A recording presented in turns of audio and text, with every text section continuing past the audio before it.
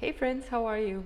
I want to share my personal story with overcoming the fear of being seen, especially online, because I started on Instagram around 2 years ago and I started an anonymous account because I had the urge to share some of my thoughts and some of the books I was reading. I really wanted the feeling of being in a community, but I was really afraid and I was really shy to share myself to the world and to share my ideas and my thoughts and perspectives. So I started with an anonymous account. I didn't show my face and I didn't show my name. I was under the nickname of Self-Discovery Journey or something like that. And I had three main fears. One was the fear of being judged by the people who knew me. The other was the fear of being judged by the people who didn't know me, so like haters. And then the third fear was to come across as someone narcissist, who, because of sharing my face or my ideas, and it's talking about me, my identity, my ideas. So first I want to dig deep into these three main fears of being judged or haters or coming across as a narcissist. And then I will give you some approaches or solutions that have worked really well for me and also for my clients. So fear of being judged, that's completely normal. That also happens offline, but especially when it's from family members or from friends, and especially when you do something for the first time. Imagine that in my case, I was like 28 years of my life not sharing that much my perspective on self-development or spirituality. And from one moment to another, it became so important to me that I wanted to start sharing more about it. So of course I was afraid that my friends would say like, oh, now it turns out that you are like a woo-woo person, or not. That's in my mind, no? That was in my mind. So my suggestion for you, if you're facing this fear of judgment, is to really start something new. Don't use your existing accounts. If you cannot really have this courage to start sharing on your existing accounts and that's blocking you from sharing, then create something new. Create something new that it's like your new identity with your new topics and your new approach, and also coming from allowing yourself or ourselves to change. It's like, okay, I was working in corporate for 30 years and now I'm becoming an entrepreneur. And so what? Like, we don't have to do the same as what we are known for the rest of our lives. Imagine how boring it would be. So you can allow yourself to create this new identity. You can create a new account and you can start sharing there. And if it's too much for you, you can actually also start anonymously. Like, you don't have to disclose everything about you at the beginning. Maybe you can just share your name and then use another profile pic. But I really recommend that with the time you share more and more about you, because hiding behind a nickname, hiding behind an icon or something that it's not your own picture or your own pictures, like hiding behind Shutterstock pictures, it's just not gonna connect with people. And the way of I connect deeper with you is to show myself to you. Imagine like these kind of videos. If I would be hiding behind a nickname of, I don't know, lifeisgood.com and lifeisgood YouTube and just adding some random stock photos, you might not connect with me on a deeper level and you might not want to work with me. So when I start to share more about me, I start to get more clients and I start to get more, let's say, friendships online. I've made some friends that literally are also living in Europe and we have meetings scheduled, and that's amazing. And also people who come to my city, I live in Budapest, they also text me like, hey Ali, I'm going there for a retreat, or I'm going there for some days, let's have a coffee. So these things happen when you start sharing more of you. But if you hide behind a nickname and again stock pictures, stock photos, it's not gonna happen. No one is gonna connect with you. So we need to overcome that at some point. But to get you started, I completely recommend to start just sharing a little parts of you, maybe not that personal, maybe just like the picture of the book that you read or the coffee that you had, or maybe some words. Maybe you can start writing. You don't have to start with YouTube and with camera. For me, it took 1 year to start going on YouTube. Then the second fear of haters. This is partly an imaginary fear, but partly real. It depends. I'm gonna share with you my perspective. So there are haters, yeah, there are haters online, but it depends on the platform and on the topics that you talk about. In some platforms there are more haters. I've experienced that on Twitter and on TikTok, and I personally don't like those platforms. So my favorite is Instagram and YouTube. I really feel like I can be myself, and I really feel that there is more positive, or like people who have a higher level of consciousness, at least the people that I have attracted. So in these 2 years sharing myself online, I've encountered probably 3 a little bit hate comments, not hate, but like not so positive comments. And I think it's a really good ratio compared to all the good ones I've gotten. So platform, it really depends. I feel like because on Twitter and on TikTok you have really limited space for sharing. Sometimes it can be out of context. So in just a little text box of Twitter, it can happen that they misunderstand you or they don't have context.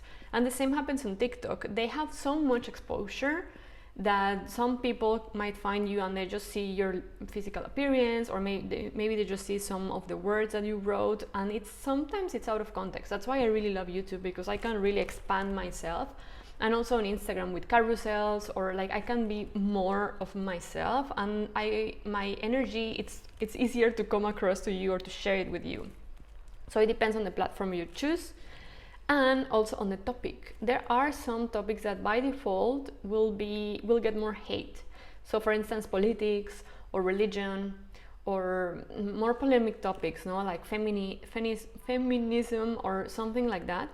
And I would suggest that you get started with something more neutral for you to get started. And with the time you will become more bold to share more your perspective on things, and you can start playing with that. But from the beginning, I suggest that you start with maybe something more safe, no? Like something that you read from a book or some other type of topics. In my case, I share a lot about self-development or building conscious business or spirituality, and I love these topics. And to be honest, I think that in these spheres there are not so many haters, because if I'm talking about conscious business creation, most of the people that are attracted to me, to work with me or to consume my content, are really people who have a journey on self-development, and most of them have also a journey with spirituality.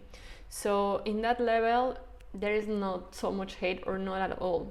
But this is only my personal choice, and I always wanted to work with spiritual people. My clients are spiritual people, and that's why I enjoy doing. So it's totally up to you. And then the third fear of being a narcissist. The way I overcame it is that I started to focus more on the educational part that I was sharing, and that everything that I was sharing was not about me, but it was actually about you guys. It's about what you want to learn, and it's about the stories I have for you and my anecdotes. And I bring a lot of things that I do offline into my online world, that for me they are true, they are relevant, they are important. So I try to zoom out, and I try to make this about you and not about me. But of course, here and there I share some pictures about me, so you get also familiar with who I am, and what's my style, and what's my background, and how is my English, and all these little things also connect myself with you. So this is also important, and it's not narcissist to share yourself when you have a topic that is relevant for others. And finally, I want to share some tips on how to feel safer sharing, and how to start overcoming this fear of being seen by others. So the first step is to find something bigger than you, something greater than you, a purpose that is greater than you. In my case, I know that my purpose is to connect with conscious people online for many reasons. Like, one can be for getting clients, but other is also to make connections worldwide. I love traveling, and my vision is to have hubs of spiritual people. So if I go, let's say if I travel to Norway, I will have someone who is there, like maybe I met on Instagram or on YouTube, and I have even like a host or something like that would be also really cool, or someone who can show me the city, or that we can co-create events together. That's my bigger vision. Or I don't know, I go to Lisbon, or I go to Greece, or I go to Japan, or whatever, and then we can co-create. And the same way, if they come to Budapest, I have the platform, I have the places and the community and all that to also invite the other person, and then we can create things together. That is my big vision of why I'm sharing online. That one part, and the other, the business part. So every time that I'm so afraid of posting something or a video or whatever, of course with the practice it becomes easier, but it's still like a little sense of discomfort. Oh, what I'm sharing, it's fine, is the grammar fine, da, da, da. But what is, I zoom out, and the greater vision is I want to have a network. I want to have friends like all around the world who are into self-development, into spirituality, into business, and that's very niche, and that's why I share my content online. That's two. So zoom out, get perspective, and really connect with that vision that you have, your purpose, your why, whatever you want to call it. And then the other tip is to get familiar and get to know your childhood stories. So most of us who are really afraid of being seen online or being seen offline too, it has something to do with our parents or someone who was close to us when we were kids, who told us or who made us think that we were not important enough or relevant enough, or what we had to say, or our emotions were not validated. I can give a little bit of my story. So in my case, my mom was always a little bit unstable. So then the attention was for her, no? In our home, it was like her emotions are really important for us because she suffered a lot. She suffered a lot, actually. So we, as a family, we were trying to always like help her, protect her. If she would have an anxiety attack or whatever, we will always protect her. So in my case, I felt like what my emotions or what I had to say, it's not that relevant because I haven't suffered as much, so I put it aside. And then when I grew up at school or even at work, I started noticing that even if I wanted to speak up or to say something, I would like really hide and not speak, because I felt like what I had to say was not relevant, or that I should let others speak. So that's when I started to notice like, okay, there is something I want to work on myself. And it became super obvious when I had my first corporate jobs. When I used to work in corporate, I was in advertising and digital marketing, so I needed to share my ideas. Like, that was part of the job. And when I would be on the spotlight, when I would start sharing something and everyone was staring at me, I was feeling extremely uncomfortable.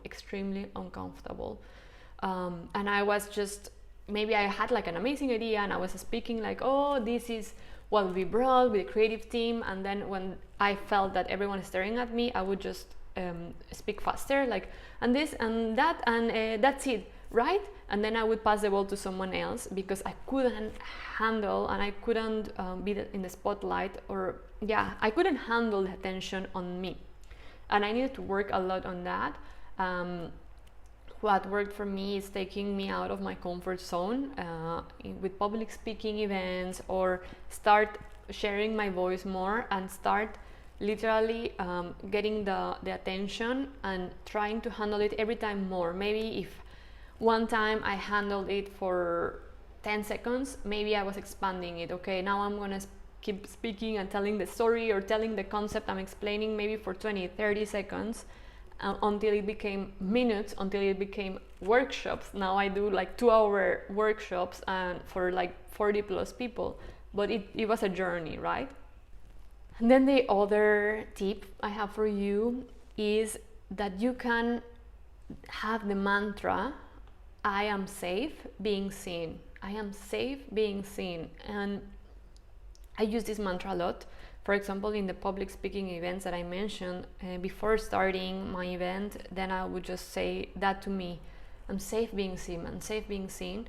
And when I'm there, then it's like just a feeling of I'm okay. Like, no one is gonna judge me, or if they judge me at this stage of our life as adults, to be honest, if someone judges you publicly, he or she make a fool of himself or herself. It's not actually about you, it's about them. So it's handling this attention and putting yourself out there. That's for brave people. But once you do it and you speak from your truth and you speak about a topic you love, it starts to become easier. So write your mantra, I'm safe being seen. And the last one, this is very beautiful. You don't have to do it alone. You don't have to start sharing yourself and making videos only by yourself. You can co-create, you can collaborate with others, you can co-host a podcast, you can create an Instagram live with other coaches or facilitators or content creators, and that's the way I started doing it. So the moment that the screen split it in two and the attention was in me on a 50%, I felt so much safer than 100% Ali, you have to talk to the camera. Okay, so if you also need help and you don't want to do it alone, you can book me on a call, and then we can find which way would be the best for you to get started sharing yourself online as a content creator or a coach or a consultant. It's really important, guys, and I really can tell you by my experience that it's possible, and that also the best case scenario is way better than the worst case scenario. The worst case scenario is just like a random comment once they corrected me, my grammar, or made a comment on my physical appearance, and that in 2 years versus everything that I've gained in this time, it's not comparable. Like, the gain, it's way better than what you can lose in a worst case scenario. So I hope this encourages you to get started, and thank you for watching.